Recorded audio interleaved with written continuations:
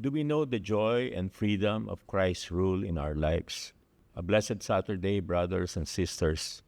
This is our reflection question for today. Holy Spirit, make my heart open to the Word of God. Make my heart open to goodness. Make my heart open to the beauty of God every day. Amen.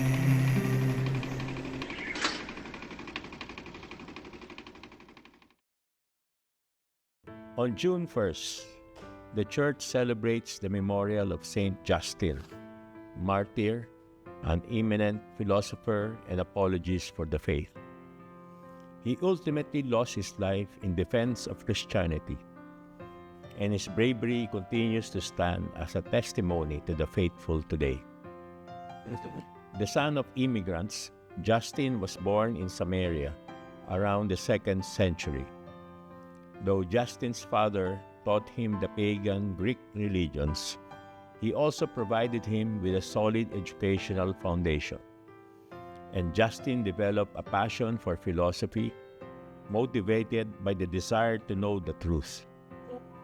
In this pursuit, he visited several educational institutions, but found them all wanting.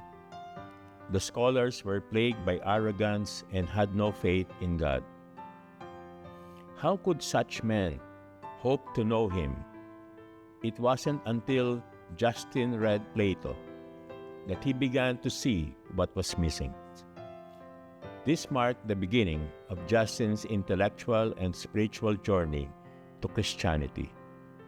And at age 30, he was baptized, but he did not cast off all things associated with his heritage, continuing to dress in the traditional Greek philosopher's cloak.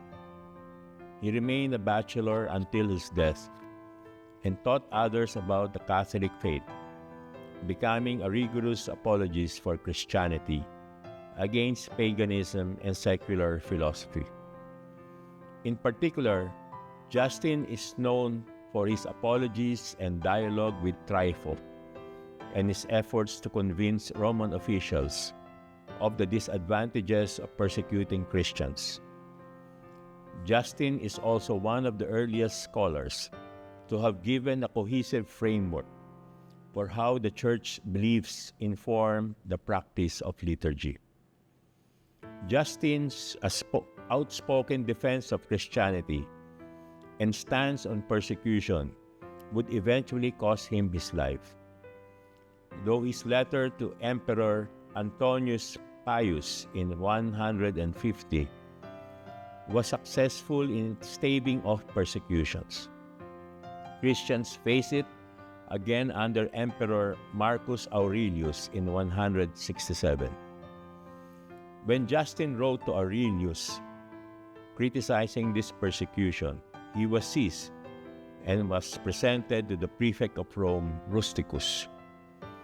Rusticus interrogated Justin and told him that if he denied his faith and followed the pagan gods and the edicts of the emperor, his life would be spared. But Justin held fast to his faith, and for that he was scourged and put to death alongside 6 companions. Today he is remembered not only for his keen philosophical mind and work as an apologist, but for his unflinching bravery in the face of torment and death. Do we accept the authority of God's Word and submit it with trust and obedience? Many religious leaders took offense at Jesus because they could not accept his authority. After Jesus had dramatically cleansed the temple of the traders and money changers, the Jewish leaders questioned Jesus to trap him. If he had said that his authority is divine, they would have charged him with blasphemy. If he had said he was doing it on his own authority, they were prepared to arrest him as a mad zealot before he could do more damage.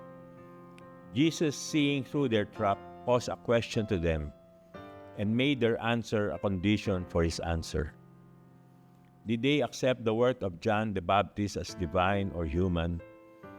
If they accepted John's work as divine, they would be compelled to accept Jesus as the Messiah. They dodged the question because they were unwilling to face the truth. They did not accept the Baptist, and they would not accept Jesus as their Messiah. Jesus told his disciples that the truth will set you free. Do we know the joy and freedom of Christ's rules in our lives? Let us pray. In the name of the Father, of the Son, of the Holy Spirit. Amen. Lord Jesus, let us know the joy of and freedom of your rule in our lives. Teach us your ways that we may grow in the knowledge of your truth and live accordingly to your word. Jesus, King of mercy, we trust in you. Amen. In the name of the Father, Son, of the Holy Spirit. Amen. God bless your families, brothers and sisters. God bless our Catholic Church and Couples for Christ.